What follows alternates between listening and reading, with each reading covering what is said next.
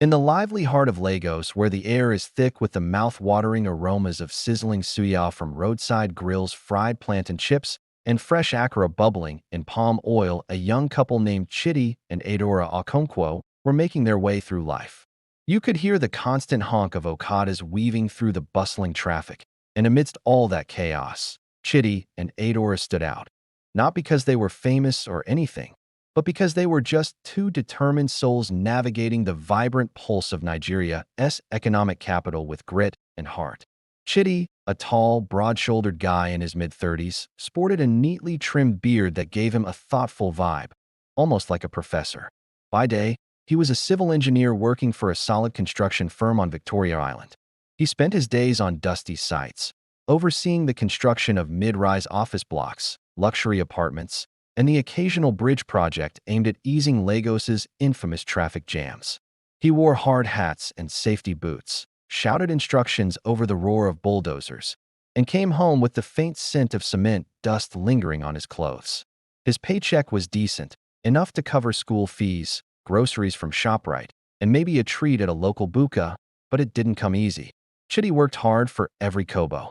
Adora, his wife, was the perfect partner, sharp-minded, quick to laugh, and super organized. She studied accounting at the University of Lagos and now freelanced from a cozy home office balancing the books for small and medium-sized businesses all over the city, from textile traders in Balagan Market to tech startups in Yaba and restaurants in Surulere. Sometimes, she worked late into the night, her laptop screen glowing while the kids slept, making sure every kobo was accounted for. Her income was steady, reliable, and all hers. They weren't poor, far from it. Their three-bedroom apartment in Ikeja GRA, which later got upgraded to a spacious mansion in Lekki, was filled with all the comforts of middle-class life. A generator that roared to life during NEPA outages, a deep freezer stocked with chicken and fish, air conditioners humming in every room, and a Toyota Camry parked in the compound. But in Lagos, where wealth was often measured in billions or nothing at all, they were simply trying, a term Nigerians use with pride to describe those hustling daily, refusing to sit idle when easier paths exist. And trust me, an easier path definitely existed. Every month, without fail, sizable allowances landed in their bank accounts, transfers from both sets of parents that could have funded private jets, designer wardrobes, or a life of leisure. But Chidi and Adora had made a promise long before marriage, back when they were university sweethearts stealing kisses under the neem trees on campus. They were going to build their own future. They didn't want to rely on inherited wealth. They wanted to stand tall on their own feet, proving to themselves and the world that love, hard work, and discipline could create something lasting. It wasn't that they rejected their families. They were proud of where they came from. But with pride came responsibility. Chidi often said, "My father built his empire from nothing. If I live off it without adding my own brick, what example do I set for our kids?" Adora would nod and add, "We want our story to be ours, not just an appendix to someone else's success." So they saved. They budgeted. They turned down offers of luxury cars and overseas shopping sprees. They attended weddings in stylish Ankara outfits made by local tailors instead of fancy imported lace. They shopped at markets, haggled with mama-put vendors, and celebrated small wins, like landing a big engineering contract or a new accounting client, with a quiet dinner of pepper soup and star beer. Their home was filled with love, laughter, and the gentle rhythm of a life lived intentionally. Photos of their wedding day lined the walls. A beautiful ceremony at a cathedral in Lagos, followed by a reception where jollof rice flowed freely and high-life music kept guests dancing till dawn. In those pictures, they looked young, hopeful, and certain of their simple dream. One child, one home, one future built together. But life had a surprise in store for them. Little did they know that the humble beginnings they cherished so fiercely were just the calm before the storm of 8 tiny miracles that would change their lives forever. Chidi and Adora Okonkwo didn't come from ordinary families. Their roots dug deep into Nigeria's post-independence success stories, starting with nothing but ambition, faith, and a refusal to accept the limits others placed on them. On Chidi's side was Chief Emeka Okonkwo, a towering figure in both stature and reputation. Born in a small village near Onitsha in the 1950s, Chief Emeka left school early to learn the ropes of the spare parts trade along the bustling banks of the Niger. With sharp instincts, he saved every kobo and eventually branched out into importing heavy machinery during Nigeria's oil boom in the 1970s. By the time structural adjustment policies shook the economy in the 1980s, he had already pivoted into oil and gas. He secured local partnerships with foreign multinationals, won service contracts for offshore rigs, and built a fleet of supply vessels that navigated the waters of the Niger Delta. Today, Okonkwo Energy is a household name in the industry, with stakes in exploration blocks, pipelines, and even a small refinery in Port Harcourt. Forbes Africa has listed him among Nigeria's top 20 richest men multiple times, and his name opens doors in Aso Rock as easily as it does in Houston or London. But those who knew him best remembered the man who still attended village meetings back home, distributing scholarships and boreholes without making a fuss. His wife, Lady Ngozi Okonkwo, was no less impressive. Tall, elegant, and always impeccably dressed in custom-made lace or flowing gowns, she took a modest inheritance from her own trading family and turned it into a hospitality empire. Starting with one boutique hotel in Abuja in the early 1990s, she expanded steadily across West Africa, luxury properties in Accra, Dakar, Abidjan, and a flagship five-star resort on the Lagos shoreline that hosted presidents, musicians, and international conferences. Her hotels were known for flawless service, stunning interiors blending African art with modern design, and a quiet insistence on excellence that mirrored her personality. She sat on boards, chaired foundations for women's education, and was often called upon to mediate disputes among Nigeria's elite because her word carried weight and her judgment was trusted. Adaora's parents were equally impressive, though their wealth wore a quieter, more intellectual face. Her father, Dr. Obi Nwosu, was one of Nigeria's top cardiothoracic surgeons. Trained in the UK during the 1970s, he returned to establish the first private heart center in West Africa, located in Ikoyi.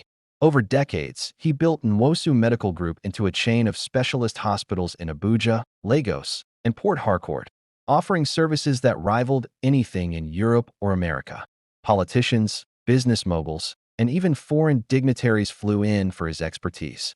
He published papers, lectured internationally, and trained a generation of Nigerian surgeons, all while maintaining a calm, scholarly demeanor that made patients feel safe in his hands. His wife, Chief Mrs. Ezenwosu, was the vibrant force behind one of Nigeria's most successful luxury import businesses. Specializing in high-end fabrics, Swiss voile, French lace, Italian silks, and exclusive jewelry lines from Paris and Dubai, she supplied the wardrobes of senators' wives, governors' daughters, and Nollywood stars preparing for the AMVCA red carpet. Her showrooms in Victoria Island and Abuja were appointment-only havens of elegance, where clients sipped champagne while browsing fabrics worth hundreds of thousands of naira per yard. Ezen traveled the world for trade fairs, negotiated directly with designers in Europe, and built a distribution network that reached boutiques from Accra to Johannesburg. She was known for her impeccable taste, her generosity to charitable causes, and her ability to spot trends before they arrived. When Chidi and Adora decided to marry, their union was celebrated as a merger of two dynasties. The traditional wedding in Adaora's village drew thousands, canopies stretching across fields, masquerades dancing, and cows slaughtered in celebration. The white wedding at the Cathedral Church of Christ in Marina was officiated by bishops, with a reception at Eco Hotel's Grand Ballroom, featuring live performances by Flavor and Tiwa Savage. Governors sent representatives, ministers called to congratulate, and social media buzzed for weeks with photos under the hashtag Okonkwo wedding. Yet, amid all the splendor, Chidi and Adora held tight to their private vow. As they danced their first dance to a slow highlife track, Chidi whispered into Adora's ear, "All this is beautiful, but our life will be ours. We will work. We will build. We won't forget where effort takes us." Adora smiled, pressing her cheek against his. "One child," she whispered back. "Maybe two. A simple home. A story we write ourselves." Their parents, proud but a bit puzzled, respected the young couple's determination, at least on the surface. The monthly allowances kept coming, hefty transfers labeled upkeep or family support. enough to buy houses in Lekki or splurge on luxury cars every year. But Chitty and Adora saved most of it, using only what they needed for emergencies, living off their own earnings.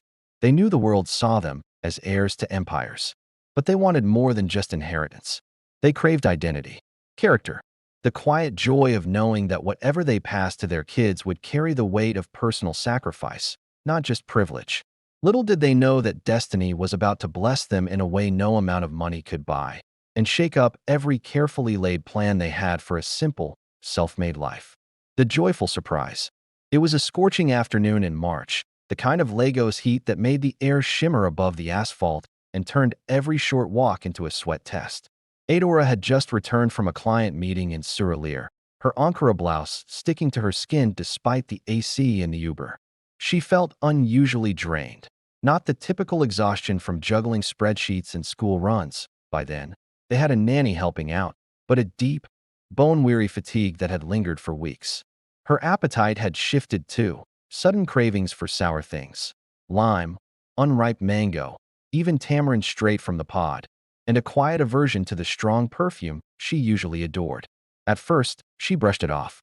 It's just the harmattan dust still hanging around, she told Chitty one evening as they sat in their Acadia apartment, the ceiling fan whirring above. Or maybe I'm coming down with malaria again. But when her period, always on time, was 2 weeks late, a tiny seed of suspicion took root. She discreetly bought a test kit from a pharmacy in Maryland, slipping it into her handbag among receipts and hand sanitizer. That night, after the house was quiet, she locked the bathroom door and waited the longest 3 minutes of her life. 2 pink lines appeared almost instantly, bold, unmistakable. Adora emerged with the stick in her trembling hand, eyes wide. Chitty was at the dining table, marking up blueprints with highlighters scattered around him. She simply held it out. He stared for a moment, then jumped up so fast his chair clattered backward. Positive, he whispered, as if saying it louder might make it disappear. She nodded, tears already spilling. He pulled her into his arms, lifting her slightly off the ground like he had when they were dating. They laughed and cried at once, the kind of joy that feels too big to contain. They knelt right there on the tiled floor and thanked God, hands clasped, voices overlapping in prayer and praise. The next few weeks were a whirlwind of confirmations and planning. They chose one of Adeora's father's private clinics in Ikoyi for the first scan, partly for privacy, partly because Dr. Nwosu insisted on overseeing his daughter's care personally. On the day of the appointment, Chitty took half the day off work, dressing in his best native attire as if attending a ceremony. They sat in the cool, marble-floored waiting room, Adora sipping cold malt to settle her nerves, while Chitty scrolled through baby name lists on his phone, reading them aloud. I like Chikwudi for a boy, he said. Means God exists. Strong name. Or Ifioma, Adora replied. God's goodness. For a girl. They were still debating when the sonographer called them in. The room was dim, the gel cold on Adeora's stomach. The wand moved slowly, and the screen flickered to life with grainy black and white images. The sonographer's eyebrows lifted slightly, then higher. 1, 2, 3. She counted softly, moving the wand again. 4 and 5. Chitty leaned forward so quickly he nearly bumped the monitor. 5. Adeora's hand flew to her mouth. Yes, the sonographer said, turning the screen toward them. Quintuplets. 5 distinct sacs, 5 heartbeats. Congratulations. The room seemed to tilt. Chitty sat down hard on the stool beside the bed, eyes fixed on the 5 tiny flickering pulses. Adora stared, tears streaming silently. 5 babies. 5 heartbeats where they had expected one. They left the clinic in a daze, walking slowly to the car park as if the world had shifted beneath them. Chitty kept repeating, 5. 5 children, half laughing, half praying. Adeora's hand rested protectively on her still flat stomach, already imagining how it would grow. Word spread carefully at first, just close family. The grandparents-to-be reacted with a mix of shock, delight, and immediate action. Chief Emeka declared it a multiplication of blessings and began planning trust funds. Lady Ngozi booked the best maternity specialists from South Africa. Dr. Obi reviewed every skin personally, calling colleagues in London and Houston for second opinions. Ezen started sourcing the finest baby fabrics for layettes that would befit such a miracle. But Chitty and Adora stayed grounded. They turned down offers for a bigger house right away. We'll manage here until they arrive. Declined private chefs. I'll cook my own meals. And politely said no to moving into one of the family estates. We want our children born in our home, not a palace. Instead, they prepared with fierce practicality. They converted the guest room and home office into a nursery, painting the walls a soft, gender-neutral yellow from a local market. They bought 5 cots secondhand from an expatriate family leaving Lagos, sanding and repainting them on weekends. Adora sewed curtains from affordable Ankara prints, while Chitty assembled a massive changing station from IKEA flat packs. They shopped for diapers in bulk at Ida Moda, negotiating prices like seasoned traders. They attended antenatal classes at a government hospital in Yaba to learn alongside other expectant mothers, not in exclusive private sessions. Evenings were spent reading parenting books borrowed from the local library, titles on multiples, breastfeeding, sleep training. They prayed nightly, asking for strength, health, and wisdom. Friends and church members brought gifts, hand-knitted booties, bowls of pepper soup to boost Adaora's blood, prayers written on cards. Adaora's belly grew at an astonishing rate. By the 5th month, she looked full-term with a singleton. Strangers on the street blessed her. Market women gave her extra fruit for the Pekin Dem, and Okada riders slowed down to shout, "Mama, Ejima," even though it was far beyond twins. They dreamed cautiously. 5 names were chosen, 2 spare sets in case of surprises, 5 car seats ordered, 5 everything. They felt ready. Overwhelmed, yes. Terrified, sometimes. But ready. They had no idea that the greatest surprise of all was still waiting. 3 more heartbeats hidden quietly in the shadows of the scan. 3 more miracles preparing to turn their world of careful plans into a beautiful, chaotic abundance beyond anything they could have imagined. The miraculous birth. The day the octuplets arrived started off like any typical Lagos morning. Traffic was a mess on the 3rd mainland bridge. Generators were buzzing away to deal with yet another power outage, and the sun was already cranking up the heat.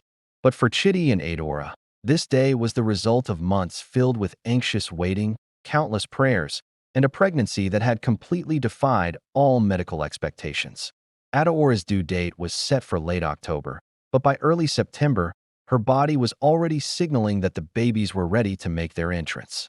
Her belly was huge, almost comically so, drawing stares, blessings, and unsolicited advice wherever she went.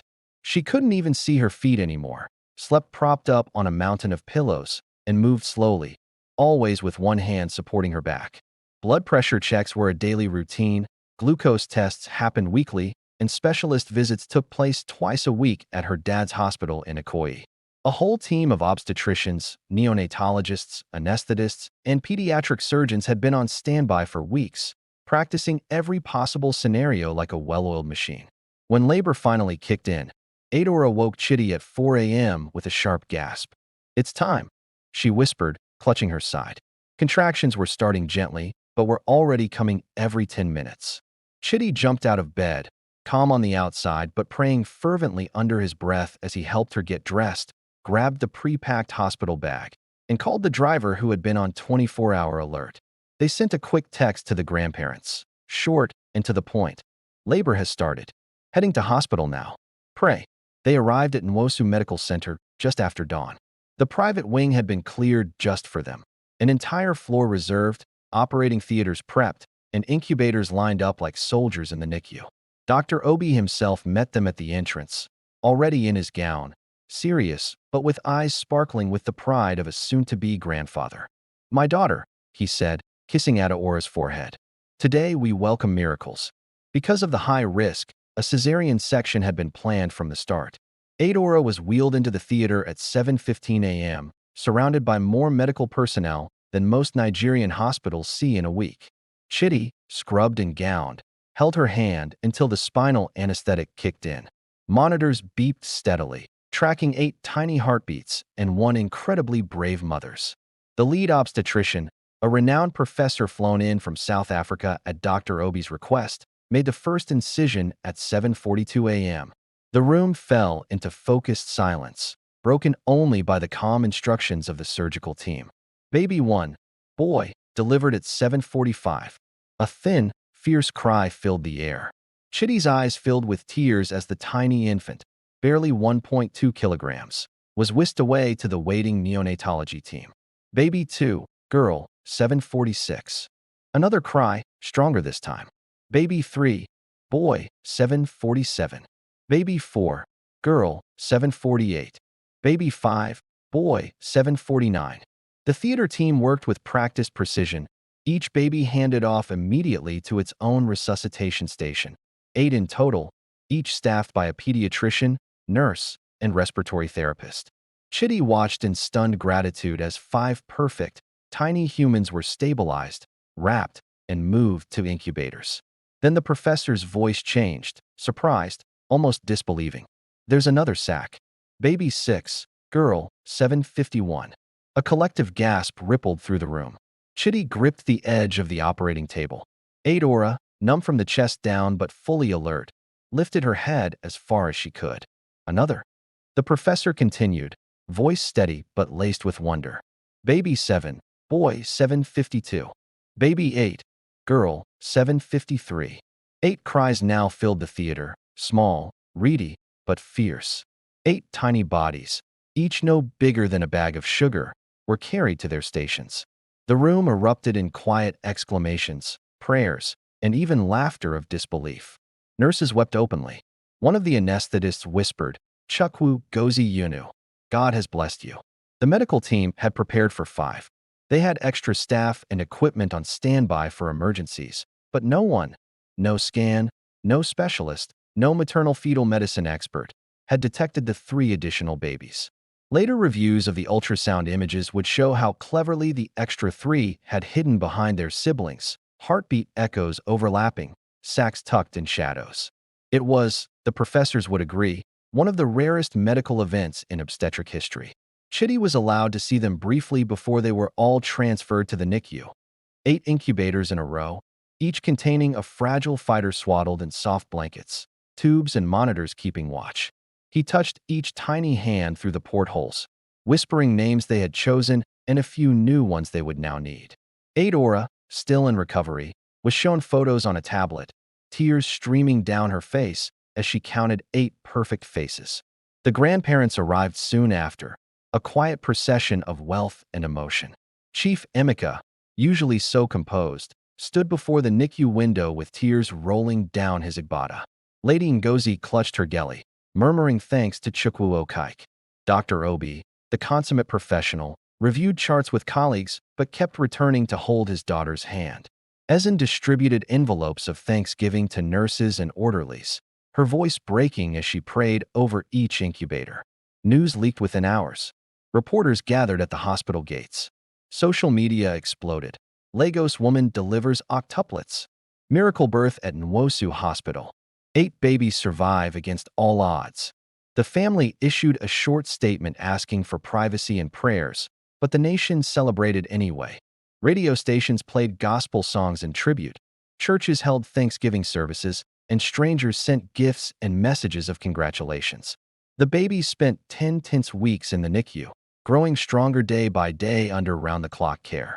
Chitty and Adora practically lived at the hospital, taking shifts to kangaroo cuddle each child, expressing milk, learning to tube feed, and change the tiniest diapers imaginable. They named them carefully, drawing from Igbo tradition and Christian faith. Chukwudi, God exists, boy. Nkechi, God's gift, girl. Obinna, Father's heart, boy. Ifeoma, good thing, girl. Kalechi, thank God, boy. Uchechi, God's will, girl. Samtachukwu, praise God with me, boy. Adiz, King's daughter, girl. When the last baby was finally discharged just before Christmas, the family returned home to Lekki in a convoy escorted by hospital security to avoid the press. The mansion's gates closed behind them, and for the first time, Chitty and Adora held all 8 children under one roof, their roof. Exhausted, overjoyed, and utterly transformed, they looked at each other over a sea of bassinets and incubators brought home for monitoring, and made a new vow. These children would be raised not in the shadow of wealth, but in the light of gratitude, discipline, and love. 8 miracles had arrived unannounced, turning every plan they had ever made into a beautiful, chaotic, God-ordained adventure. And the real journey, the one of raising them, was only just beginning. A new home and vow. The octuplets came home one by one over several days, and each discharge from the NICU felt like a mini victory parade. The last to leave, the tiniest girl, Adiz, finally got the green light just before Christmas, having crept past the crucial 2-kilogram mark.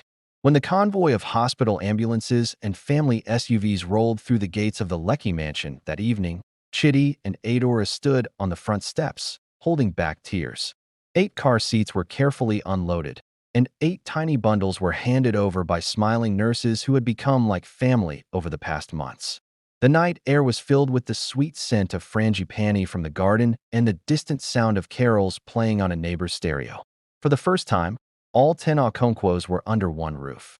The mansion itself was a wedding gift from both sets of parents, a sprawling 5-bedroom home in Lecky Phase 1, complete with high ceilings, marble floors, a large compound, and a staff quarter for live-in help. At first, Chitty and Adora had protested a bit. It felt too grand for a young couple dreaming of a simple life. But now, with 8 newborns, every inch of space was essential. They had turned the ground floor living room into a nursery annex, lined with 8 shining incubators and monitoring equipment brought home from the hospital. A team of neonatal nurses worked around the clock for the first few months, teaching the parents how to handle feeds, oxygen checks, and the delicate art of bathing preemies. Even amidst all this gratitude, Chitty and Adora held on to their principles. They paid the nurses' salaries from their savings and freelance earnings, not from parental allowances. They turned down the offer of a full-time chef, insisting that Adora would cook as soon as she regained her strength, with help from a trusted house manager who had been with the family since the wedding.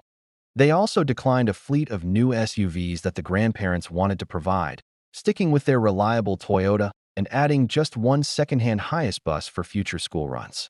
"We appreciate the house," Chitty told his father firmly but respectfully over a family dinner shortly after the homecoming. "But we'll maintain it, staff it, and raise our kids with our own hands and resources." Chief Emeka raised an eyebrow, and Lady Ngozi smiled knowingly, but they respected the boundary, mostly. The monthly allowances kept coming, now significantly larger and labeled for the children's welfare, but Chitty and Adora redirected most of it into fixed deposits and education trusts they controlled themselves. Life settled into a rhythm that was both exhausting and sacred. Feeds every 3 hours, day and night. Diaper changes that felt endless. Laundry mountains that threatened to overtake the utility room. But there were also moments of pure wonder. 8 tiny fists waving in unison during bath time. The soft snuffles and coos filling the house like music, and the way the babies seemed to recognize their parents' voices and calm at their touch. Help came in measured doses. They hired 2 experienced nannies, recommended by the church and thoroughly vetted, to assist with night shifts and daily care. Adora's mother moved in temporarily to oversee meals and recovery, whipping up strengthening soups rich with periwinkle, yaziza, and stockfish. Chitty took extended paternity leave from his engineering firm, spending days learning to swaddle, burp, and rock multiple babies at once. When both parents were finally too tired to stand, they would collapse together on the sofa in the nursery annex, surrounded by the soft glow of incubator lights and the steady beep of monitors, holding hands and whispering thanks to God for strength. As the months turned into years, a new vow took shape between them, one born not from the romance of university days, but from sleepless nights and shared sacrifice. One quiet evening, when the babies were about 6 months old, finally out of incubators and sleeping in proper cots, Chitty and Adora sat on the back veranda overlooking the garden. The harmattan wind carried a cool edge, and the sky was clear enough to see stars, a rarity in Lagos. The house was unusually peaceful. The nannies had just finished the bedtime routine, and all 8 were asleep. Chitty spoke first, his voice low. "We can't go back to work the way we used to. Not yet." Adora nodded, resting her head on his shoulder. "These kids need us, both of us, full-time, at least for the early years. I've been thinking the same. They are a blessing beyond measure," he continued, "but also a responsibility beyond anything we imagined. If we hand them over to nannies and grandparents now, we'll miss the chance to shape their hearts. Money will always be there. Time with them won't." She squeezed his hand. "So we pause. We dedicate these years to raising them properly, in discipline, in faith, in respect. No spoiling. No shortcuts. When they're older, when school and structure take more of the load, we can rebuild our careers. But this season is for them. It was a costly decision. Chitty resigned from his full-time engineering position, taking only occasional consulting projects he could manage from home. Adora paused all but her longest-standing accounting clients, referring new ones to colleagues. Income dropped sharply, but their savings, careful budgeting, and the untouched portions of family allowances carried them through. The grandparents grumbled at first. Chief Emeka argued that a man should provide. Dr. Obi offered to create executive positions for them in his hospital group. But eventually, they relented, seeing the fierce love and unity in the young couple's choice. And so the years of dedication began. The mansion became a place of purposeful simplicity. Toys were chosen for learning, wooden blocks from local carpenters, picture books bought secondhand, and a single sturdy tricycle shared among them when they grew older. Clothes were practical and coordinated, often sewn in bulk by a trusted tailor. Meals were nutritious and family-style: egusi, vegetable soup, yam pottage, eaten together at a long table as soon as the children could sit up. Screen time was almost non-existent. Instead, there were stories from the Bible, folk tales told by Adora in Igbo, and songs led by Chitty on Sunday evenings. Discipline was gentle but firm. Sharing was non-negotiable. Manners were taught early. Thank you, Andy. Please, Daddy. And chores began as soon as little hands could manage. Picking up toys, wiping tables, watering plants in the garden. Church every Sunday was mandatory, dressed in matching Ankara outfits. The children learned to pray, greet elders properly, and wait their turn. Visitors often marveled at how 8 kids could play so harmoniously with so little. The grandparents visited often, bringing gifts, but Chitty and Adora set loving boundaries. Expensive gadgets were politely declined or donated, sweets were limited, and bedtimes enforced even during visits. The kids grew up knowing they were deeply loved by wealthy grandparents, but they experienced that love through presents, stories, laps to sit on, outings to the beach, rather than possessions. By their 6th birthday, the Octuplets were healthy, bright, respectful kids who could recite Bible verses, count in English and Igbo, share a single biscuit 8 ways without fighting, and greet visitors with confident, "Good afternoon, Sir/Ma." They attended a good but not extravagant private school, arrived in the family highest, and came home to parents who were always there. Chitty and Adora looked at each other across the chaos of 8 laughing voices and knew the sacrifice had been worth it. But they also knew something else. For 6 years, they had poured everything into their children. They hadn't, in all that time, poured much into each other. And so, as the 6th birthday candles flickered and were blown out in one collective breath, a new chapter quietly began to form. One that would reclaim the marriage that had carried them through the miracle and test the careful boundaries they had drawn around family wealth once more. Years of dedication. The years that followed the Octuplets' homecoming were a tapestry woven from equal parts exhaustion, joy, and unwavering commitment. A period Chitty and Adora would later call their season of sacrifice, though at the time it simply felt like life itself. From infancy through toddlerhood, the house in Lekki Phase 1 hummed with a rhythm unique to a family of 10. The day began at 5:30 a.m., when the first baby, usually Kalechi, the early riser, would stir and set off a chain reaction of wake-ups. Feeds were staggered to avoid total chaos, for babies at a time on bottle schedules carefully charted on a whiteboard in the kitchen. Adora breastfed as long as she could, pumping religiously between direct feeds to build a freezer stock that filled an entire upright unit. Chitty became an expert at preparing formula with one hand while rocking a fussy baby with the other. The nannies helped, but the parents insisted on doing the majority themselves. Every 3 a.m. feed, every soothing session for colic, every first smile captured on a modest phone camera. As the kids grew, the mansion transformed right along with them. The formal dining room?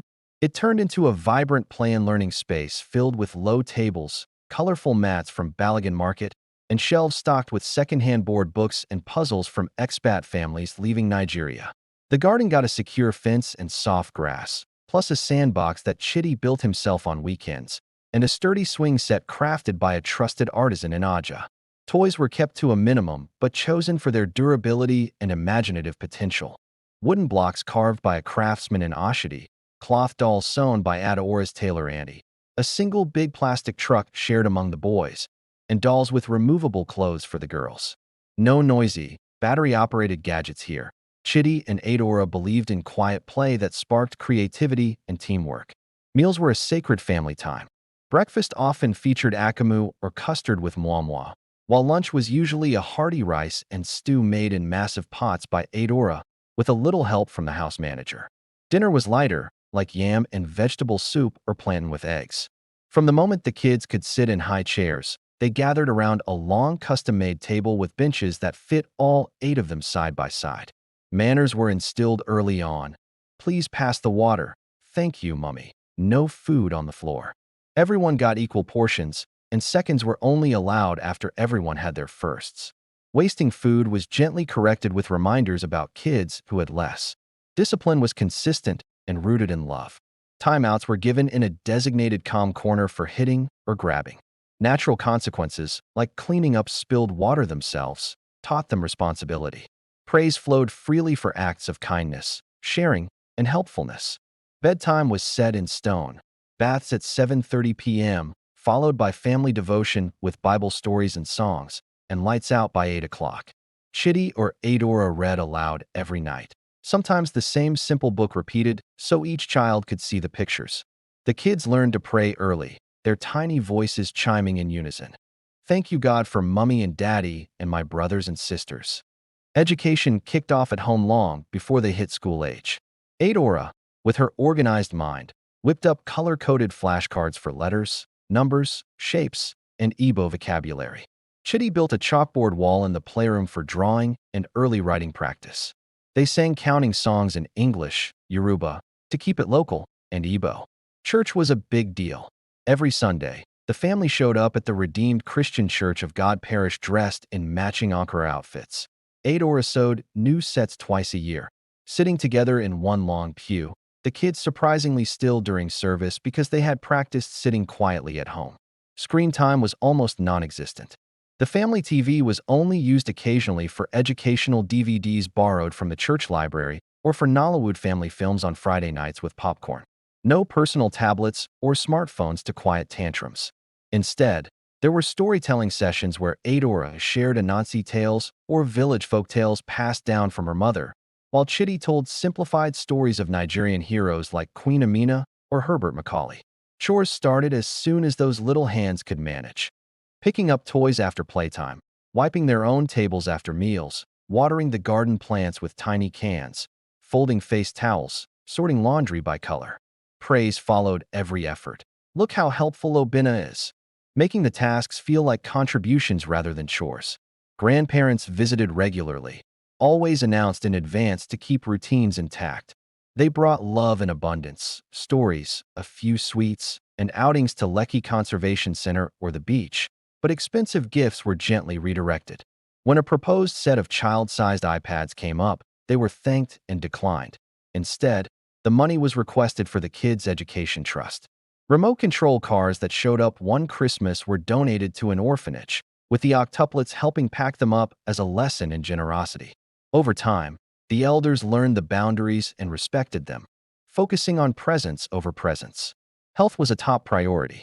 Immunizations were on schedule, mosquito nets hung over every cot and bed, and regular checkups happened at a trusted pediatric clinic, not the grandparents' private facilities to avoid any special treatment.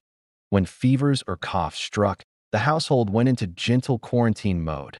Extra fluids, precisely measured paracetamol, and parents taking shifts through the night. By age 3, the kids were potty trained in a coordinated effort that felt like a military operation but worked with charts, stickers, and celebration dances. By 4, they could recite the Lord's Prayer, count to 50, write their names, and greet visitors with confident handshakes and good afternoon, Sir/Ma. By 5, they attended a modest private nursery school nearby, dropped off and picked up by Chitty in the family highest, uniforms pressed, lunchboxes filled with home-cooked meals. Visitors, church members, old university friends, curious neighbors, often marveled. How do you manage 8 so calmly, they would ask. Adora would smile and say, routine, prayer, and teamwork. Chitty would add, and a lot of grace from above. Yet, it wasn't all sunshine and rainbows. Chitty's engineering career was on hold, limited to occasional consulting that barely covered daily expenses. Adaora's accounting practice had shrunk to 2 loyal clients she could manage remotely. Savings dwindled, but pride and purpose kept them going. Their marriage, though strong in shared mission, had little room for romance. No quiet dinners, no spontaneous weekends away, no long conversations that didn't eventually circle back to feeds, fevers, or school fees. But the kids thrived. They were healthy, bright, affectionate, and remarkably disciplined for their age. They played together for hours with nothing but sticks, bottles, and their imaginations, building houses in the garden, acting out Bible stories, racing across the lawn. They shared without prompting, comforted each other when one cried, and greeted their parents with fierce hugs every morning and night. By their 6th birthday, the Octuplets stood as a testament to the vow their parents had made, raised not in the shadow of billions, but in the warm light of dedicated love, faith, and intentional simplicity. As that milestone approached, with 8 bright candles ready to be blown out, Chitty and Adora began to feel a quiet stirring, a realization that the season of total sacrifice for parenthood might, at long last, allow a small space for the marriage that had carried them through it all. The fading spark. As the Octuplets neared their 6th birthday, the Okonkwo household had found a kind of beautiful, hard-won harmony, a well-oiled machine fueled by love, routine, and the sheer willpower of 2 parents who had poured everything into their kids. Days ran like clockwork, school drop-offs at 7 a.m., work and play balanced just right, family meals where 8 little voices overlapped in excited chatter, evening devotions, and bedtime stories that sent them off to sleep dreaming of Bible heroes and village adventures. Visitors still marveled at how calm the house could be with 8 energetic 6-year-olds. The children were healthy, bright, affectionate, and incredibly well-mannered, holding doors for guests, saying grace before meals without prompting, and settling sibling squabbles with a quick "sorry, let's share." But beneath this triumph, something quieter and far more personal was happening. The spark that once burned so brightly between Chitty and Adora, the one that had carried them through university courtship, a lavish wedding, and the miracle of 8 babies, had dimmed to a faint ember. It didn't vanish overnight. It faded gradually, like Legos harmattan dust settling layer by layer until everything feels slightly muted. In those early years, survival had demanded every hand, every minute, every thought directed toward keeping 8 fragile lives thriving. There were no date nights when midnight feeds interrupted sleep every 2 hours. No spontaneous weekend getaways when 8 car seats needed buckling and diaper bags packing. No long, lazy conversations that stretched past midnight when exhaustion sent them collapsing into bed by 9 p.m., often in separate rooms if one was on night duty with a fussy baby. Their love hadn't weakened. It had transformed into something fierce and practical, a partnership forged in shared sacrifice. They still held hands during family prayers. Chitty still brought Adora a cold bottle of malt when she looked worn out after a long day of homeschool prep and laundry. Adora still pressed a quick kiss to his cheek when he returned from a rare consulting site visit, smelling of dust and accomplishment. They celebrated anniversaries quietly, with a special family dinner and a small cake shared with the children, because hiring sitters for 8 felt impossible. They spoke in shorthand, finishing each other's sentences about schedules and needs. Kalechi has a cough. Did you book the doctor? Uchechi needs new shoes. The market run is Saturday? But the romance, the little glances across crowded rooms, those stolen dances in the kitchen to old high-life tunes, and the whispered dreams about future travels and cozy evenings just for 2, had faded away. They hadn't really been alone together since the night Adaora's waters broke 6 years ago. Now, their conversations were mostly about the kids, school reports, behavior charts, vaccination schedules, and who was outgrowing which uniform. One evening in early October, just weeks before the kids turned 6, Chitty and Adora found themselves on the back veranda after the children finally fell asleep. The house was unusually quiet. The nannies had the night off, and all 8 were down after a busy day of garden play. The Lego sky was clear for once, stars twinkling above the city's glow. A cool breeze brought the smell of the neighbors grilling suya and the distant beat of Afrobeat from a passing car. Adora sipped a cup of Zobo she had made earlier. Chitty nursed a bottle of Gulder, condensation dripping onto his knee. They sat in comfortable silence for a while, the kind that comes from years of being together. Then Adora spoke, her voice soft but heavy with something unspoken. Chitty, do you ever feel like we've disappeared? He turned to her, his brow furrowing. Disappeared? How? She gestured vaguely toward the house. Into them. Into this life we've built. I love it. I thank God every day for our kids, for how they're growing. But sometimes, I miss us. The us before 8 heartbeats changed everything. Chitty was quiet for a long moment, staring at the garden where the kids' swing set stood silhouetted against the night sky. When he spoke, his voice was low, almost surprised, as if he had just realized something. I miss you too, he admitted. I see you every day, beautiful, strong, the best mom any child could ask for. But I miss my wife, the one I used to take to jazz nights at Bagabiri House. The one who laughed until she cried when I tried to cook fried rice and burned it. The one I could talk to about anything, dreams, fears, nonsense, without it always coming back to teething or school fees. Adaora's eyes filled with tears, but she smiled. Exactly. We've been so focused on giving them roots that we forgot to water our own marriage. They talked late into the night, the longest, deepest conversation they'd had in years.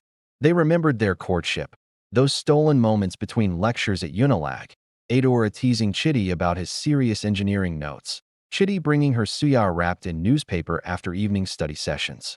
They recalled their honeymoon in Obudu, walking hand in hand through misty hills, promising each other a lifetime of adventures. They admitted the small griefs, how exhaustion had replaced passion, how couple time had become a mythical concept, how they sometimes felt more like co-managers of a small village than husband and wife. We've done well by them, Chitty said finally, reaching for her hand. They're happy, healthy, respectful. We kept our vow to raise them with discipline and love. But we can't disappear completely. We need time, just us, to remember who we are when it's not about 8 lunchboxes or bedtime stories. Adora squeezed his fingers. Christmas is coming. The kids will be 6 soon, old enough to understand a short separation. What if we took a real holiday? 2 weeks. Somewhere far enough that phones barely work. Just you and me. Chitty's eyes lit up, the same spark she remembered from their dating days. Where? She smiled, a playful glint returning. Dubai? We've saved a little. Or Calabar, Cross River, quiet resorts. Or even Paris if we're feeling bold. They laughed softly at the idea of Paris on their modest budget, but the seed was planted. The more they talked, the more the plan took shape. After the 6th birthday celebrations, they would invite both sets of grandparents to stay at the mansion. The elders had been begging for more time with the kids anyway. 2 weeks, 14 days to rediscover each other, to laugh without interruption, to sleep past dawn, to hold hands on a beach or in a foreign market and feel like newlyweds again. At first, it felt almost selfish, leaving their precious miracles for so long. But then Adora said the words that settled it. If we burn out completely, what good are we to them? A strong marriage is the best gift we can give our children. They need parents who love God and each other. Chitty pulled her close, kissing her forehead like he had on their wedding night. Then we do it. After the birthday, we go. We come back better, for them and for us. In the weeks that followed, excitement built quietly. They planned a simple birthday party, homemade cake, games in the garden, a few carefully chosen gifts shared among all 8. They spoke to the grandparents, who agreed enthusiastically, maybe too enthusiastically, to babysit. And in stolen moments, while folding laundry or preparing school lunches, they exchanged glances that held new promise. The fading spark hadn't died. It had just been waiting for some fresh air. And soon, far from the joyful chaos of 8 little voices, Chitty and Adora would fan it back into flame. With the decision made to take a proper holiday after the kids' 6th birthday, Chitty and Adora felt a quiet thrill they hadn't experienced in years. It was like a long-closed window had been cracked open, letting in fresh air and the promise of something just for them. They kept the plan private at first, discussing it only in stolen moments. While washing dishes together after dinner, during the rare quiet minutes after the kids' bedtime stories, or in whispered conversations on the veranda long after the house had gone to sleep. The first thing on their minds was the birthday itself. They wanted it to reflect their values: simple, meaningful, and family-focused. No extravagant venue at a hotel ballroom, no bouncy castles rented from event planners, and definitely no appearance by a children's entertainer in a flashy costume. Instead, they chose the backyard of the Lecky mansion, transforming it for one afternoon into a joyful village celebration. Adora took charge of the food, as she always did. She spent days planning a menu that would delight the kids without going overboard. Akara and pap for breakfast, puff puff dusted with sugar for snacks, jollof rice with succulent chicken cooked in massive pots over outdoor burners, and a large sheet cake she would bake herself, vanilla sponge layered with buttercream, simply decorated with the kids' names piped in colorful icing. There would be plenty of soft drinks, Fanta, Coke, La Casera, but served in moderation, with water and Zobo encouraged first. Fresh fruits from the market, bananas, oranges, watermelon cut into stars, would round out the spread. Chitty handled the games and decorations. He built a makeshift obstacle course in the garden using old tires, planks, and ropes, something the kids could race through, laughing all the way. He strung fairy lights across the trees, saved from last Christmas, and hung handmade bunting sewn from leftover Ankara scraps. Balloons were limited to a modest bunch in the national colors, green, white, green, to celebrate Nigeria's spirit as much as the birthday. Gifts were shared rather than individual. A new set of wooden blocks for building, a large puzzle map of Africa, a football for the kids to share, and beautiful picture books about Nigerian folktales and heroes. Invitations went only to close family, a few church friends with kids of similar ages, and the Octuplets classmates from school. No media, no society photographers. The grandparents were, of course, invited as guests of honor, but Chitty and Adora gently reminded them in advance. Please, no extravagant presents. We want the day to be about togetherness, not things. The birthday dawned bright and clear.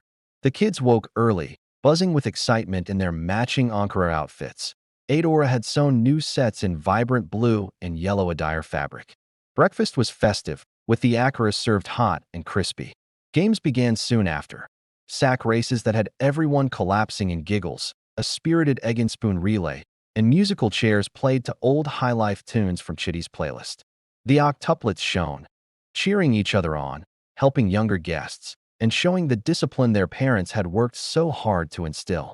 When it was time for cake, all 8 gathered around the table, faces glowing in the candlelight. They sang Happy Birthday in English, then a joyful Igbo version Adora had taught them, before blowing out the candles in one collective, triumphant breath. Photos captured the moment. 8 smiling faces, parents beaming behind them, grandparents clapping proudly from the sides. As the afternoon faded away, guests headed out with little party packs, homemade chin-chin and a piece of fruit. The kids, tired but buzzing with happiness, helped clean up without a fuss, carrying plates to the kitchen and sweeping balloons into a corner. That evening, after baths and prayers, they snuggled into bed clutching their new shared gifts, drifting off into sweet dreams. Later that night, with the house finally quiet, Chitty and Adora sat down with their grandparents in the living room. The elders had come bearing gifts, just as they promised, simple yet thoughtful. Storybooks from Lady Ngozi, educational puzzles from Chief Emeka, traditional wooden toys carved in Dr. Obi's village, and beautiful hand-woven mats from Ezen. No gadgets, no frills. Now came the tricky part. Chitty cleared his throat. Daddy, Mummy, Papa, Mama, Adora, and I have something to ask. He laid out their plan. A 2-week Christmas getaway, just the two of them. Their first real break since the kids were born. They had saved up, booked budget flights to Dubai, and snagged a cozy hotel near the beach. They really needed this time, not just to recharge, but to strengthen their marriage for the kids' sake. Silence hung in the air for a moment. Then Chief Emeka's deep laugh broke the tension. "Ah, my son. Finally. We've been waiting for you to ask this." Lady Ngozi's eyes glistened with emotion. "You've given everything to these children. It's time you remember your husband and wife, not just parents." Dr. Obi nodded seriously. "We'll stay here. All of us. The kids will be safe, loved, and yes, we'll try to stick to your rules." Ezen clapped her hands in excitement. 2 weeks. We'll cook their favorites, take them to the park, and tell them stories of when you were little. Go, my daughter. Go and enjoy." A wave of relief washed over Chitty and Adora. They had braced themselves for resistance, arguments about safety, or insistence on sending bodyguards, or pushing for a more luxurious trip. Instead, they got enthusiastic support. In the days that followed, preparations kicked into high gear. Adora crafted detailed schedules, meal plans, school holiday routines. The kids would be on Christmas break, emergency contacts, allergy reminders, none, thank goodness, and a strict bedtime chart. Chitty installed extra security cameras and briefed the staff on their duties. They packed light, sharing suitcases to save on baggage fees, and planned budget-friendly excursions, a desert safari, a visit to the old souk, maybe a sunset Dow cruise. They gently broke the news to the kids, keeping it age-appropriate. "Mummy and Daddy are going on a short trip to rest and pray, so we can come back stronger for you. Grandma and Grandpa will stay here and take care of you." There were a few tears at first, especially from Ifioma, who was closest to Adora, but soon excitement took over. The idea of having all four grandparents in the house full-time was thrilling. Departure day arrived in early December, bathed in the golden Lego sunlight that made even the bustling city feel full of promise. The Octuplets, sensing the excitement, were up earlier than usual, bouncing around in their pajamas and firing off questions. "Will you bring us snow from Dubai? Do they have jollof rice there? Can we come next time?" Chitty and Adora moved through the morning with practiced calm, double-checking their suitcases one last time. Light luggage filled mostly with comfy clothes, a couple of nice outfits for evenings out, comfy walking shoes, and small surprises for each other. They opted for practicality over luxury. A mid-range hotel near Jumeirah Beach, booked through a deal site, economy plus seats on Emirates for a bit more legroom, and a carefully budgeted itinerary that included free sites like the Dubai Fountain and affordable experiences like the Spice and Gold Souks. By mid-morning, the sound of car engines signaled the grandparents' arrival. It was a convoy worthy of a state visit. Chief Emeka and Lady Ngozi arrived first in their sleek black Mercedes G-Wagon, closely followed by Dr. Obi and Chief, Mrs. Ezen in a shiny silver Range Rover. The gates swung open, and the vehicles rolled into the compound, tires crunching on the gravel driveway. The kids rushed to the front steps, waving excitedly as the doors opened. Chief Emeka stepped out first, tall and imposing, dressed in a crisp white agbada with gold embroidery that sparkled in the sunlight. He scooped up Samtachukwu and Adiz in one big hug, his deep laugh echoing across the yard. "My grandchildren, look how big you've grown." Lady Ngozi followed, elegant in a flowing royal blue geli and wrapper, showering kisses and handing out small envelopes of transport money to the nannies and house staff who came out to greet them. Dr. Obi stepped out next, looking distinguished in a tailored suit despite the heat, carrying a leather doctor's bag out of habit, even though he was here as a grandfather, not a physician. Ezen was a vision in vibrant orange lace, her jewelry sparkling as she hugged each child, murmuring blessings in Igbo. "Ndabizi, life is supreme. Ifyinanya, love. You will all grow in wisdom and favor." The trunks were unloaded with military precision, suitcases for the grandparents' 2-week stay, plus several large coolers and wrapped parcels that made Chitty raise an eyebrow. "Mummy, Daddy, we said light packing," he reminded gently. Chief Emeka waved a hand dismissively. My son, these are just small things for the children. Sweets from London, some educational toys, nothing much." Adora caught Ezen's eye and received a conspiratorial wink. She made a mental note to check out the parcels later. The handover was thorough. Chitty walked the grandparents through the house, pointing out routines on laminated charts posted in the kitchen and playroom. Meal times, snack limits, fruit and nuts only between meals, screen rules, 1 educational DVD per day, maximum. Bedtime at 8 p.m. sharp, and the chore chart where each child had daily tasks. Adora reviewed medical information, allergies, none, current medications, just multivitamins, emergency numbers, and where to find the first aid kit.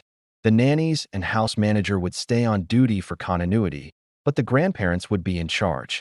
The kids, eyes wide with excitement at having all 4 grandparents under one roof, clung to their legs, firing off questions like little rockets. "Will you tell us stories every night? Can we visit your big house? Will you cook pounded yam?" Lady Ngozi knelt down to meet them at eye level. Every night, stories for sure. And yes, we'll whip up all your favorites. But we'll stick to Mummy and Daddy's rules, okay? The elders nodded seriously as Chitty chimed in. No excessive gifts, please. No late nights. No gadgets or sweets before meals. We want you to have fun, but we also want you to stay grounded. Dr. Obi placed a reassuring hand on Chitty's shoulder. We understand, my son. We'll respect your wishes. Of course, there were photos, group shots on the front steps with the kids lined up in front, grandparents behind, and Chitty and Adora on either end with their bags. The Octuplets waved homemade Bon Voyage signs they had colored the day before. Hugs were shared, long, emotional ones between Adora and her mom, a firm handshake and backslap between Chitty and his dad. As the driver loaded their bags into the airport car, the kids started to feel the weight of the separation. Ifeoma's lip quivered. Yuchechi hid behind Ezen's wrapper. Even the usually boisterous Chakwoody looked suddenly small. Adora knelt down, gathering them all into a tight circle. Mummy and Daddy are going to rest and pray so we can be strong for you, she said, her voice steady despite the lump in her throat. You'll have so much fun with Grandma and Grandpa. Be good, help them out, say your prayers, and remember, we love you bigger than the sky. Chitty added, and when we come back, we'll bring stories and little surprises. Be kind to each other, okay? One by one, they hugged each child, calling them by name, whispering personal blessings. Obina, be the leader you are. Nkechi, keep smiling. Kalechi, thank God every day. Tears flowed freely now, but they were mixed with the kids' excitement for the adventure of having their grandparents around. Finally, the car pulled away. From the back window, Chitty and Adora watched 8 small figures waving frantically, flanked by 4 proud elders. The gates closed behind them, and the car merged into Lekki traffic, headed for the airport. In the sudden quiet of the back seat, Adora leaned her head on Chitty's shoulder. We did it, she whispered. He kissed the top of her head. Yes, and now us. Behind them, the grandparents turned back into the house, arms around grandchildren, already plotting the first of many indulgent, but promised to be restrained, adventures. The mansion, usually so structured under Chitty and Adaora's watchful eyes, was about to embrace a very different 2 weeks. And up in the sky above Lagos, a plane waited to carry 2 exhausted, loving parents toward 14 days of rediscovery, romance, and the simple joy of being just a husband and wife again. Rediscovering love. The flight to Dubai felt like a dream from the moment the plane lifted off the runway at Murtala Mohammed International Airport. For the first time in 6 years, Chitty and Adora sat side by side without car seats to buckle, snacks to distribute, or a chorus of "Are we there yet?" from the back. The cabin lights dimmed for the night journey, and Adora rested her head on Chitty's shoulder, his arm around her as naturally as it had been on their honeymoon. They whispered like young lovers again, about nothing and everything, until sleep finally claimed them both, undisturbed by cries or monitor beeps. They landed in Dubai just after dawn, the city emerging from the desert like a shimmering mirage. The air was cooler than Lagos, dry and crisp, carrying faint hints of spice and sea. Immigration was a breeze, their modest luggage collected quickly, and soon they were in a taxi heading toward Jumeirah. Adora pressed her face to the window, wide-eyed at the towering skyline. The Burj Khalifa piercing the clouds, the sail-shaped Burj Al Arab gleaming white against the blue. It's like waking up in another world, she murmured. Chitty squeezed her hand. Our world, for 2 weeks. Their hotel wasn't one of those ultra-luxury palaces the grandparents would have picked, but a cozy mid-range resort near the beach with a small pool, clean rooms, and a balcony overlooking the Persian Gulf. They checked in, dropped their bags, and stood on that balcony for a long time, arms wrapped around each other, watching the waves roll in. No schedule, no chores waiting, just the sound of water and gulls, and the warmth of the rising sun on their faces. The first few days passed in a blissful haze of simple pleasures they had almost forgotten existed. They slept late, until 9 or 10 a.m., waking naturally without 8 little feet pattering down the hallway. Breakfast was leisurely. Fresh dates, labna, flatbread, and strong Arabic coffee on the terrace, feeding each other pieces of fruit and laughing at inside jokes. They walked the beach hand in hand, barefoot in the sand, collecting tiny shells and letting the waves wash over their ankles. Evenings brought sunsets that painted the sky in impossible shades of orange and pink, watched from beach loungers with nothing but each other for company. One afternoon, they took an abra, a traditional wooden boat, across Dubai Creek to the old souks. The spice market enveloped them in clouds of cardamom, saffron, and cinnamon. Vendors called out in melodic Arabic, offering samples of dates stuffed with almonds. In the gold souk, light bounced off glittering displays. But they didn't splurge on anything extravagant, just a simple silver bracelet for Adora engraved with their initials and the date, and matching prayer beads for Chitty made of cool black onyx. They haggled playfully with a shopkeeper, slipping back into their market days in Lagos, and walked away laughing at how little they had spent. Another day, they joined a budget desert safari, sharing a jeep, not going private. The ride over the dunes was a thrill, the vehicle climbing and plunging until they screamed like teenagers. At the camp, they watched a belly dancer under the stars, ate grilled meat and hummus around a fire, and rode camels together, Adora clinging to Chitty as the animal lurched to its feet.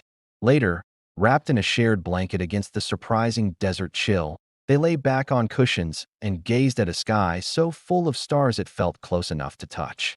"Do you remember when we used to dream about nights like this?" Adora whispered. Chitty kissed her temple. "We're living it now."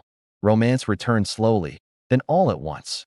The first night, they were almost shy, bodies changed by parenthood, rhythms disrupted for years. But exhaustion gave way to tenderness, and tenderness to passion. They rediscovered each other with the wonder of first lovers and the depth of old ones. Long kisses in the shower, lazy mornings tangled in sheets, quiet laughter when they realized how much they had missed simple touch. One evening, they dressed up, Adora in a flowing dress bought in the souk, Chitty in a crisp shirt, and found a rooftop restaurant playing live Afrobeat covers. They danced slowly to songs that reminded them of university parties, foreheads touching, moving as one. They talked, really talked, for hours, about fears they had buried. Adeora's quiet worry that motherhood had erased the ambitious woman she once was. Chitty's guilt over pausing his career and wondering if he was still the provider he wanted to be. About dreams for the future, travel with the kids when they were older, perhaps restarting their careers in new ways, maybe even one day building a small family resort in Calabar. About faith, how the Octuplets had deepened it, but also tested it. They prayed together on the balcony one dawn, facing the rising sun, thanking God for the miracle of their family and asking for wisdom to balance love for their children with love for each other. They sent occasional WhatsApp photos to the grandparents, sunset shots, a camel selfie, receiving in return adorable videos of the kids waving or proudly showing off a drawing they had made for Mummy and Daddy. The updates reassured them. The kids were happy, eating well, and mostly sleeping on schedule. The grandparents seemed to be sticking to the rules. No signs of excessive gifts in the photos, at least. Halfway through their trip on Christmas Eve, they decided to treat themselves to a Dow dinner cruise. The wooden boat smoothly glided along the marina, with the city lights sparkling on the water like scattered diamonds. They savored delicious Emirati dishes, makbuz and lukamat, while watching fireworks light up the sky over the Burj Khalifa at midnight, ringing in Christmas Day. Under that dazzling display, Chitty pulled Adora close and said something he hadn't said in way too long. "You're still the most beautiful woman I've ever seen. I fall more in love with you every day, even on the tough ones." She wiped happy tears from her eyes, leaning into him. "And you're my rock, Chitty. Always." The rest of their days blurred into more walks, laughter, and quiet moments that brought them back together. They visited the Dubai Miracle Garden, where fields of flowers were arranged in the wildest shapes, snapping silly photos under heart-shaped arches. They hopped on the metro just for kicks, people watching and holding hands like teenagers. They even attended a Christmas service at a cozy expatriate church, singing carols in English and soaking up the comforting vibe of faith far from home. By the end of their 2-week adventure, they were sun-kissed, relaxed, and completely recharged. The tired lines around their eyes had softened, and their conversations flowed easily again, about everything and nothing. Their touches were frequent and felt so natural. For the first time in years, they felt like partners in adventure, not just co-parents juggling life.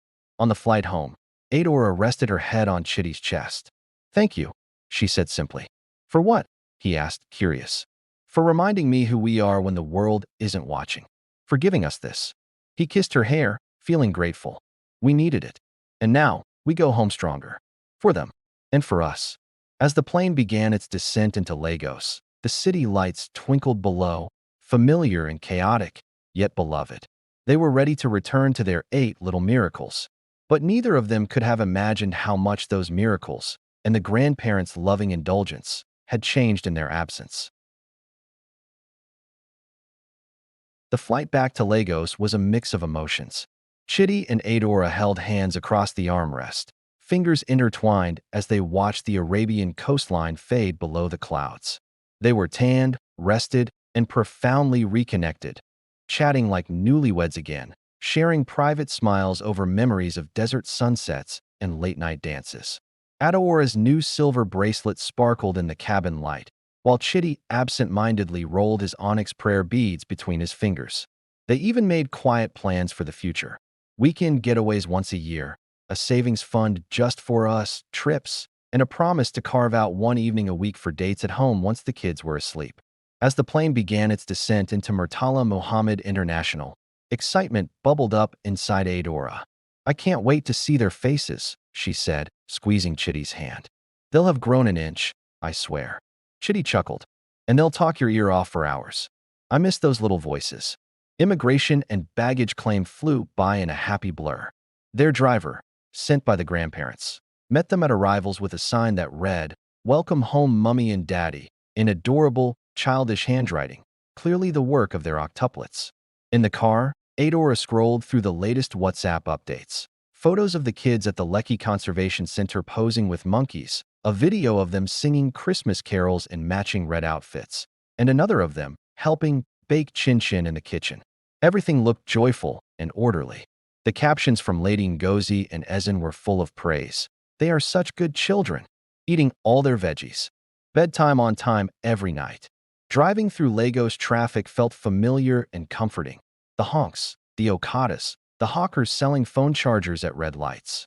As they turned into Lekki Phase 1 and approached the mansion gates, the sun set in a blaze of orange, just like the ones they had enjoyed in Dubai. But the first hint that something was different came before the car even stopped. Lined up along the front lawn, gleaming under the security lights, were 8 brand-new bicycles. Shiny, colorful, professional-grade models with training wheels for the younger ones, complete with baskets, bells, and fluttering streamers. Next to them stood 2 electric ride-on Jeeps, the size of small cars, with working headlights and faux leather seats. A large inflatable bounce house, still partially inflated, dominated one corner of the garden, its bright cartoon characters grinning widely. Chitty's brow furrowed. Did we order those? Adora stared, puzzled. No, definitely not. The gates opened, and as the car rolled up the driveway, the front door burst open. 8 kids came running out in a chaotic wave, dressed not in their usual play clothes, but in brand-new designer outfits. The boys in miniature Nike tracksuits and glowing sneakers, the girls in frilly dresses with sequins that sparkled in the evening light. Each child clutched something expensive, a glowing tablet, a remote control drone, a talking doll with real hair. Mummy, Daddy, they shouted, but the hugs felt rushed, almost distracted, as several kids immediately turned back toward the house. Come see what Grandpa bought us. Chitty and Adora stepped out of the car slowly, exchanging confused glances. The children tugged them by the hands toward the living room, chattering excitedly. Look at my iPad. It has games. Grandma got me a robot that follows me. We went to the mall every day. Inside the house, the transformation was staggering. The once tidy living room looked like a high-end toy store had exploded. Boxes and wrapping paper were scattered everywhere. Remote control cars zoomed across the marble floor. A massive flat-screen TV, far larger than the modest one they owned, dominated the wall, paused on a cartoon channel. Shelves sagged under new gadgets, gaming consoles, VR headsets, stacks of video games, dollhouses with working lights, and a miniature kitchen set complete with battery-operated appliances. The playroom down the hall was even crazier.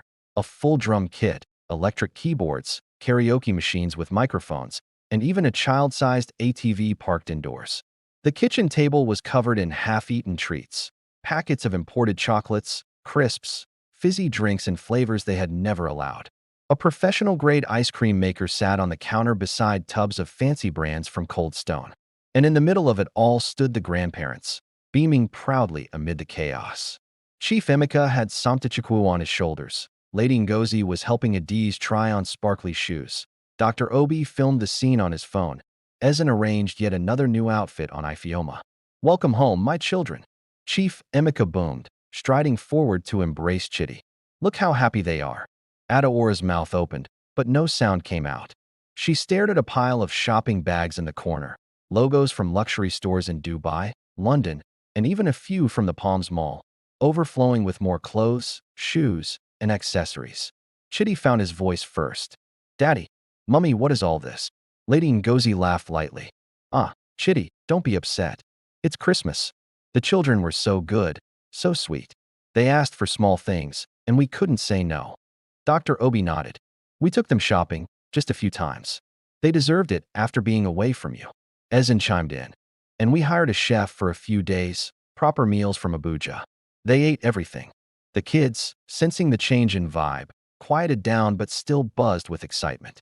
Chukwudi tugged at Chidi's hand. "Daddy, Grandpa said I can have screen time whenever I want now." Kechi twirled in her new dress. "Grandma bought me 10 new ones. I don't have to share anymore." Obinna zoomed a drone way too close to the ceiling fan. "Look what I can do." Adora knelt down to Ifeoma's level, trying to keep her voice calm. "Sweetheart, where are your old toys? The wooden blocks? The books?" Ifeoma shrugged. "Grandpa said they're for babies. We have better ones now."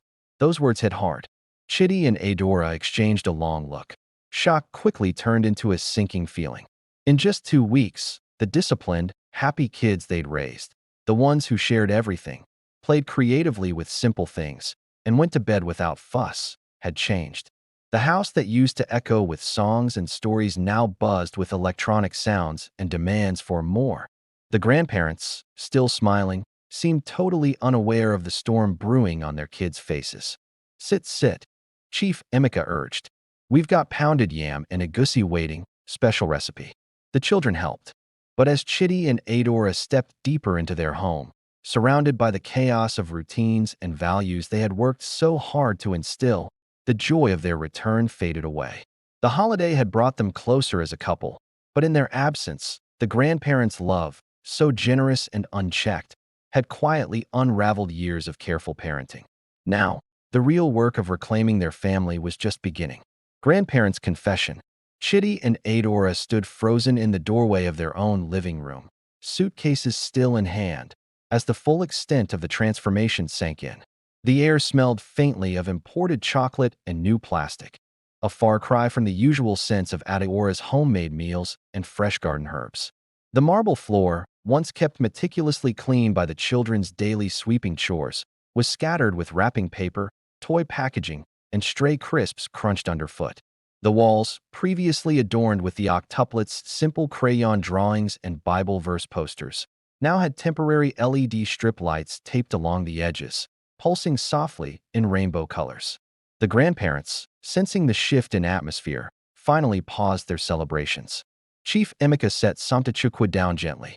Lady Ngozi smoothed her geli, her smile faltering just a little. Dr. Obi pocketed his phone. Ezen busied herself straightening a stack of new storybooks, hardcover imports with embossed covers and pop-up pages. The kids, sensing the sudden shift in the atmosphere, quieted down. The drones stopped buzzing, and the tablets were lowered. 8 pairs of curious eyes darted between their parents and grandparents. Adora found her voice first, though it came out softer than she'd hoped. "Mummy, Daddy, Papa, Mama, can we chat in the dining room? Please." The elders exchanged glances, part sheepish, part defensive, and followed the couple through the archway. Chidi closed the sliding doors behind them, leaving the kids in the living room with the nannies, who had emerged wide-eyed from the kitchen. The dining table, usually set for family meals with placemats and a centerpiece of fresh flowers from the garden, was now covered in takeaway containers from fancy restaurants. Boxes of sushi, trays of shawarma, pizza slices congealing on designer paper plates. A half-eaten chocolate fountain sat in the center, its cascade slowed to a lazy drip. Chidi took a deep breath, trying to keep his tone calm. "What happened here?" Chief Emeka cleared his throat, settling into a chair like a man used to boardrooms. My son, my daughter, don't look so serious. We just wanted to give the kids a memorable Christmas. Lady Ngozi nodded eagerly. Exactly. You both work so hard and deprive yourselves of so much. We thought, while you were away, just a little spoiling. Nothing permanent. Dr. Obi adjusted his glasses. We took them to the Palms Mall 3, maybe 4 times. They were so well-behaved at first, pointing at things with such wonder. How could we say no? Ezen jumped in, her voice warm yet defensive. And the bicycles. Every kid needs a bike. We bought helmets too, safety first. And the bounce house was on sale. They played in it for hours every day. Adaora's hands trembled slightly as she gestured toward the living room. But the tablets? The gaming consoles? The clothes? Dozens of outfits when they have perfectly good ones upstairs? We asked you, specifically, to follow our rules. Limited sweets, no gadgets, bedtime at 8, shared toys, not individual excess.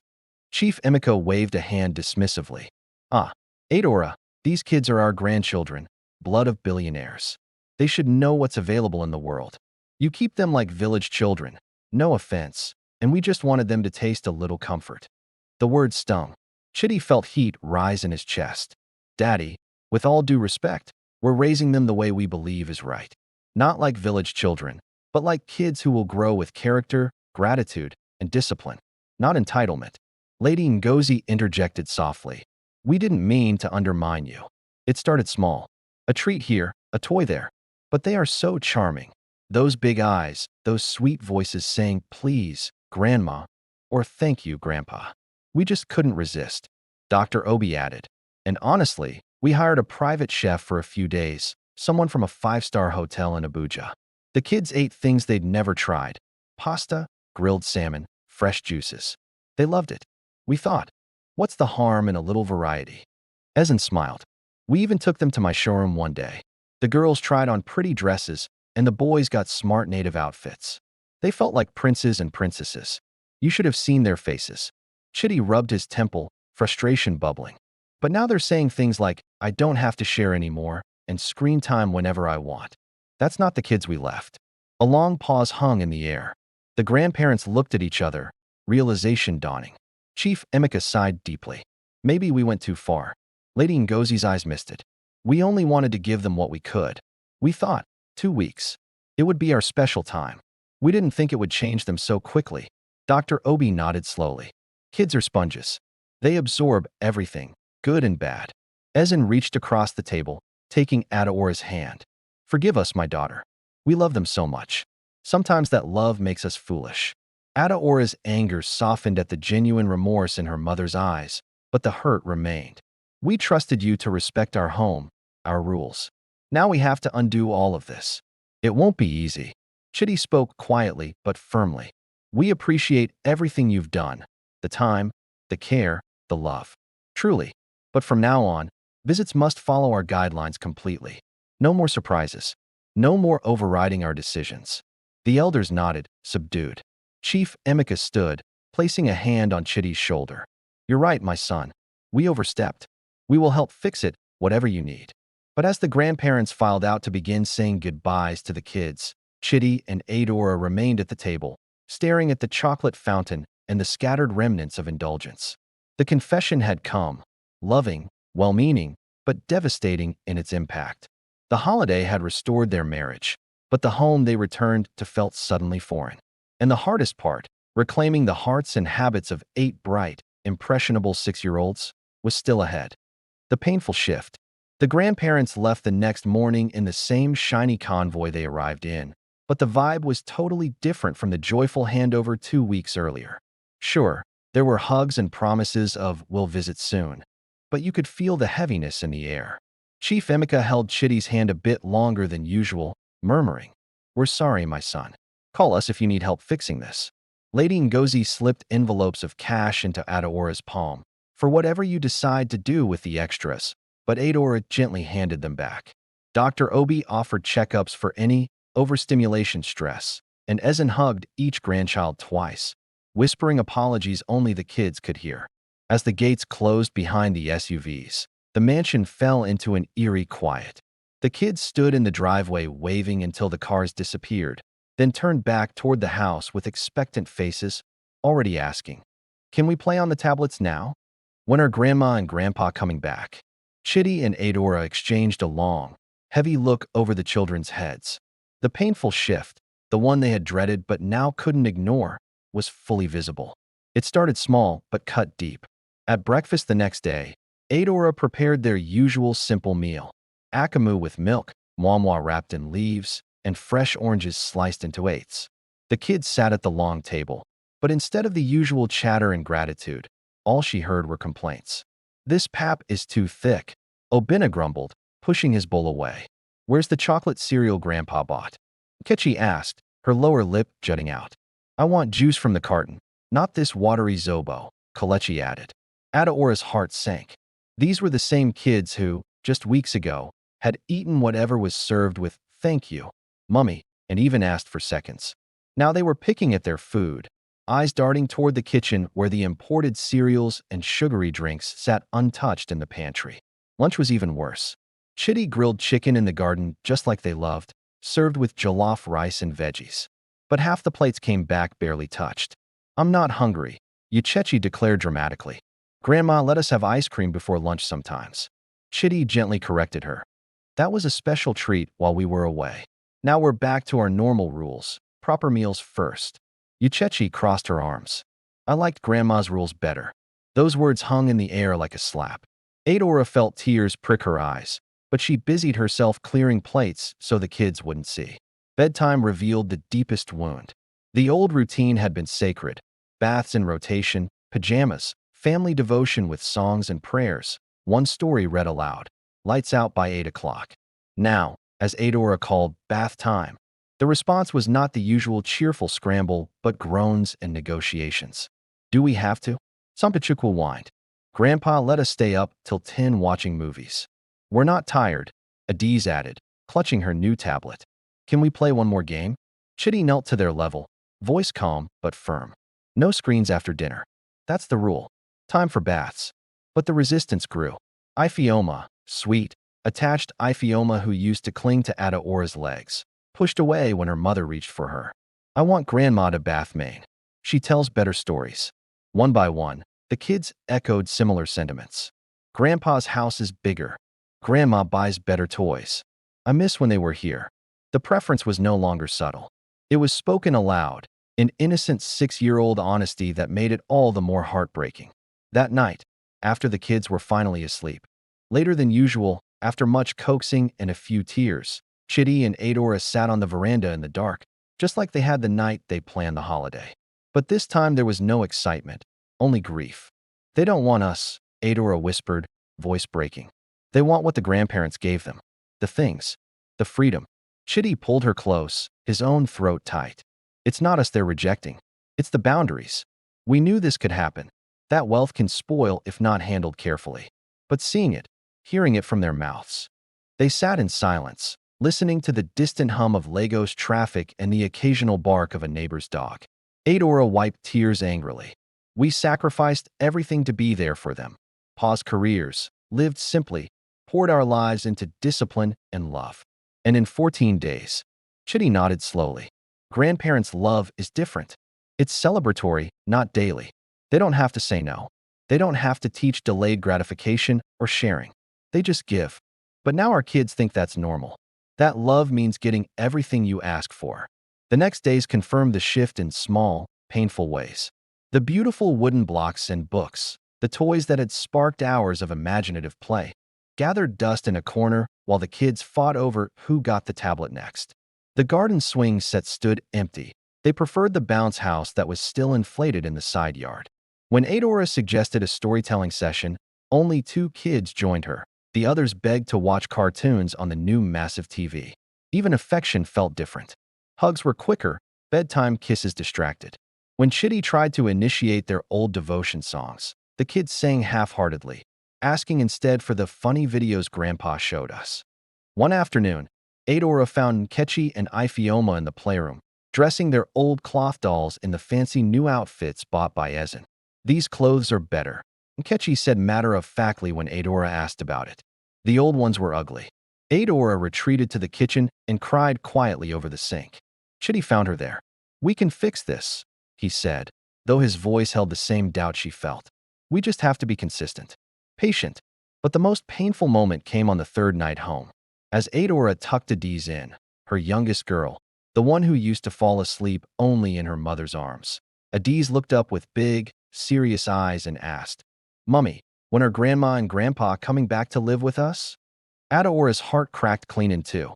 She kissed Adiz's forehead, whispered "soon, my love," and fled to the hallway where she leaned against the wall, sobbing silently. The shift was complete.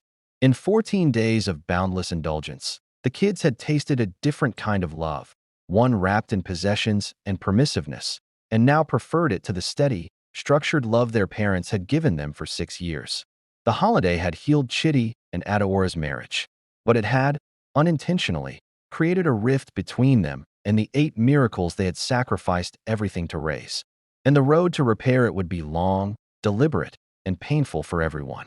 Reclaiming control. The morning after the grandparents' departure, Chitty and Adora woke early, long before the kids stirred.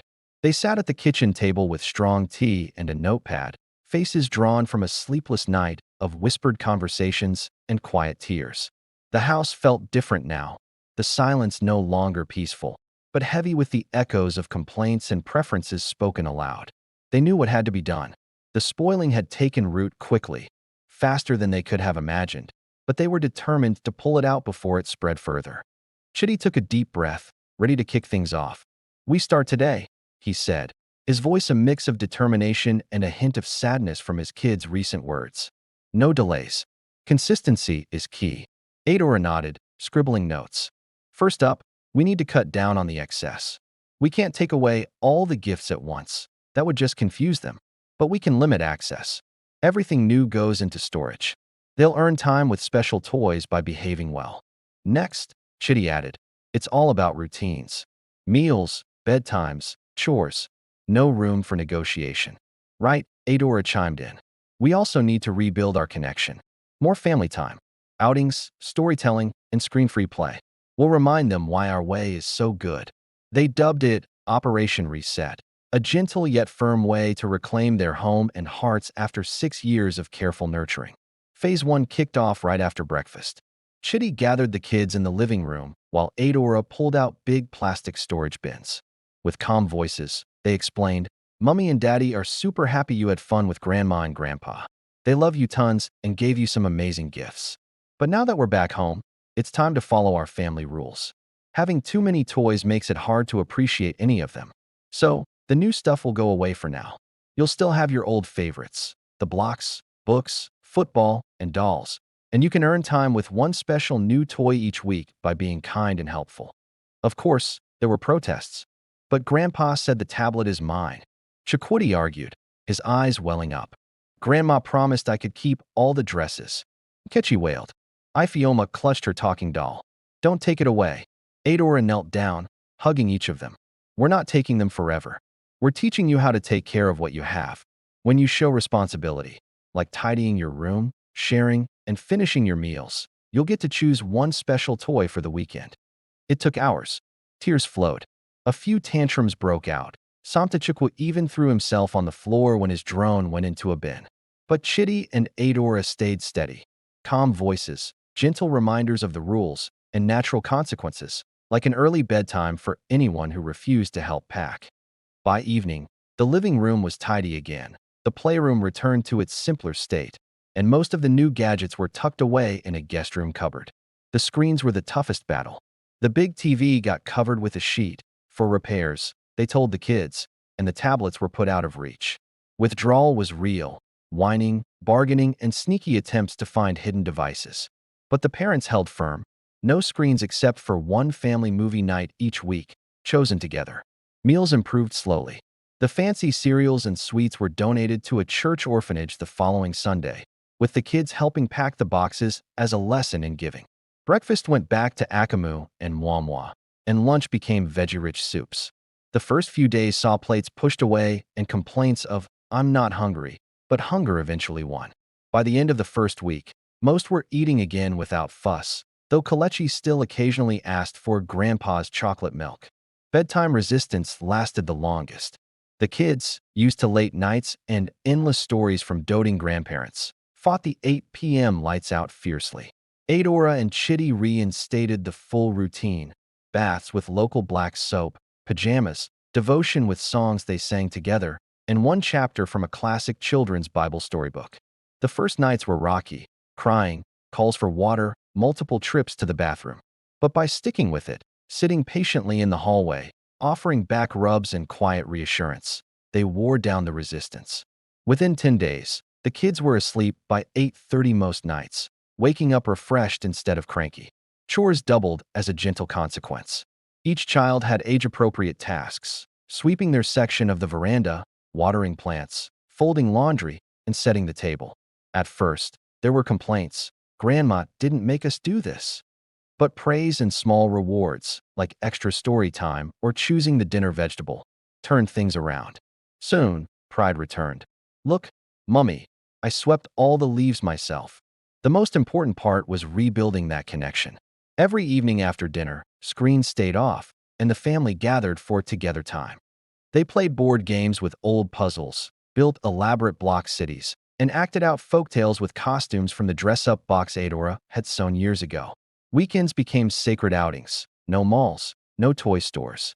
Instead, they had picnics at Lekki Conservation Center watching monkeys, beach days at Elagushi with buckets and spades, and visits to the local market where the kids helped pick fresh tomatoes and learned to greet vendors in Yoruba. One Sunday, they drove to a village outside Lagos to visit Chitty's extended family, playing with cousins in the compound and eating pounded yam under mango trees. Chitty and Adora poured in affection intentionally. Individual bedtime blessings naming something each child did well that day. Surprise notes tucked into lunch boxes: "Obina, I love your helpful heart," and extra cuddles during story time. They openly modeled gratitude, thanking God in prayers for simple things like rain for the garden or a good night's sleep. Slowly, painfully slowly at first, the grumbling faded. The kids began choosing blocks over requests for tablets. They ate vegetables without bargaining. They shared the single football again without fights. One evening, Ifioma climbed into Adaora's lap unprompted and whispered, "I missed you when you were in Dubai. I like when you tell stories better than the TV." Another night, Chukwudi helped Samta Chukwu tie his shoes without being asked and proudly said, "We're a team, right, Daddy?" The preference for grandparents lingered in small ways: occasional questions about when they'll come back with presents, but it softened. The kids started seeking their parents first for comfort, stories, and play.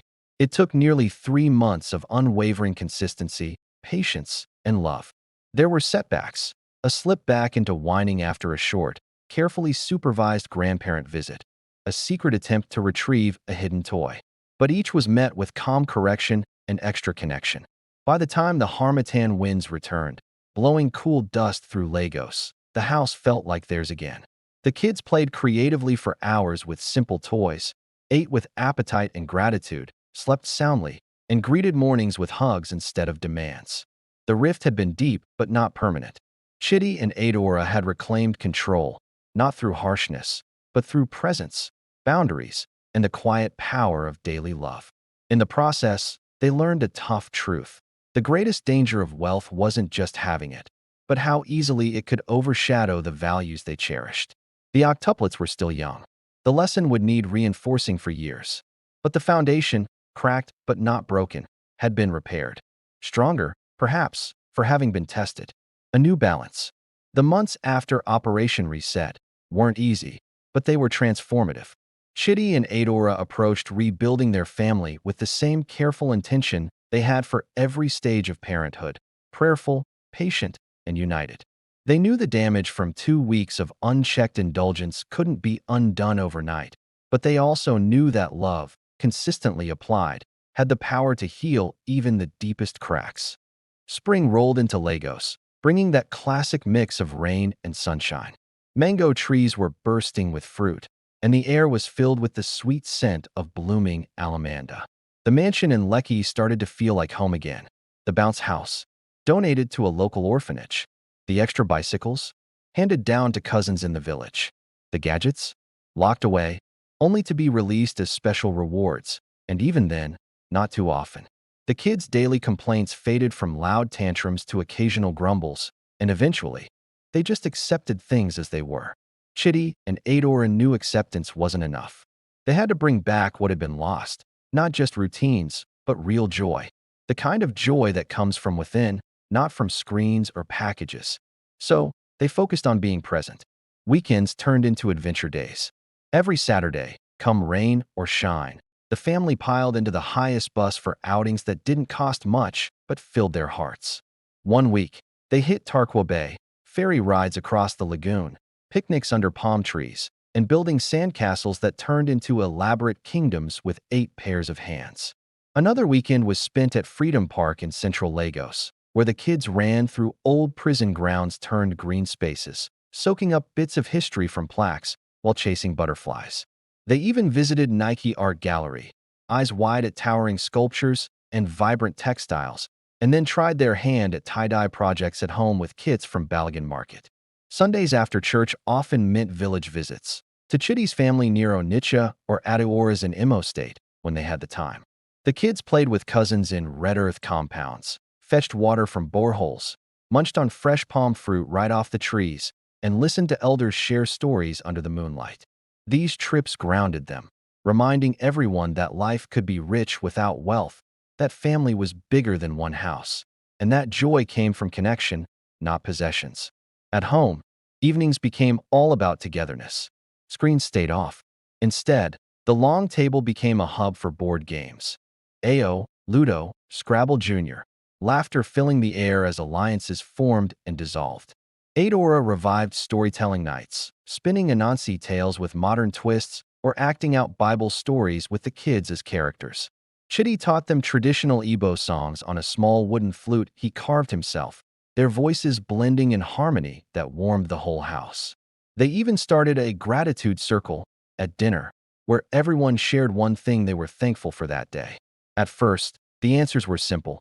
I'm thankful for rice. But soon, they got deeper. I'm thankful Obina shared his crayon with me. I'm thankful Daddy fixed the swing. I'm thankful Mummy sang to me when I had a bad dream. Affection started to flow back in waves.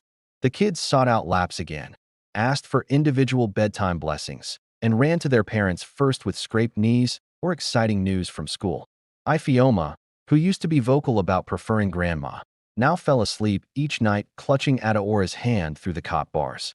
Chikwudi, the bold one, began helping Chitty with small repairs around the house without being asked, beaming when praised. The grandparents weren't left out. They were just woven into the new balance. Visits were planned, not spontaneous. Rules were laid out clearly. No gifts without parental approval, no overriding routines, no mall trips without discussion. The elders, realizing the near rift they had caused, complied surprisingly well. Chief Emeka brought wooden puzzles he carved during quiet evenings. Lady Ngozi taught the girls simple embroidery. Dr. Obi shared medical adventure stories that educated without gadgets. Ezen cooked with Adora and the kids, passing down recipes instead of buying clothes. One memorable Sunday, all 4 grandparents joined a family beach picnic at Elagushi. Blankets spread out, coolers filled with homemade chin-chin and zobo, kids building sandcastles while the elders shared stories from their own childhoods. No shopping bags, no screens, just pure presence. The children soaked it all in, and Chitty and Adora watched with full hearts, knowing they had shifted the balance towards something healthier. The kids' preference for grandparent indulgence faded almost completely. Occasional questions like, "When will Grandpa bring the big TV back?" were met with gentle reminders. "We have everything we need right here." Slowly, the kids started to agree. By the time the Octuplets turned 7, the storm had passed. The mansion buzzed once more with imaginative play, shared toys, and the easy rhythm of a family rooted in values deeper than wealth. The kids proudly spoke of our rules and our adventures, inviting classmates over to show off the garden swing set and block cities, not hidden gadgets.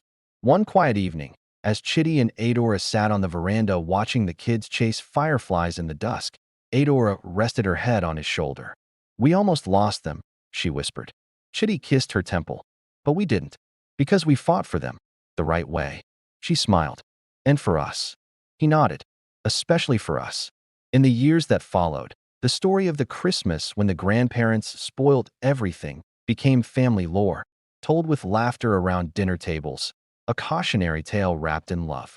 The octuplets grew into teenagers and young adults who understood wealth's place, a tool, not a master. They excelled in school, volunteered at orphanages, saved allowances for meaningful goals, and cherished family above possessions. Chitty and Adora got back to their careers in time. Chitty consulting on major projects, Adora building a small accounting firm, but never at the cost of being present. They took family holidays every year, sometimes simple, sometimes a bit grander, but always together.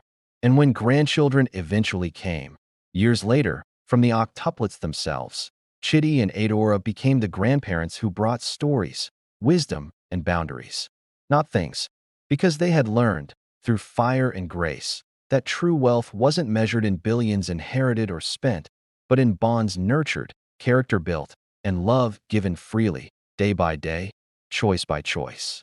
In the vibrant, unpredictable heartbeat of Lagos, the Okonkwo family stood as a quiet testament that even miracles as great as 8 could be raised with humility, and that love, when balanced with wisdom, could weather any storm. Thanks for watching. If you enjoyed this story, give it a like, share it with friends, and subscribe for more amazing tales.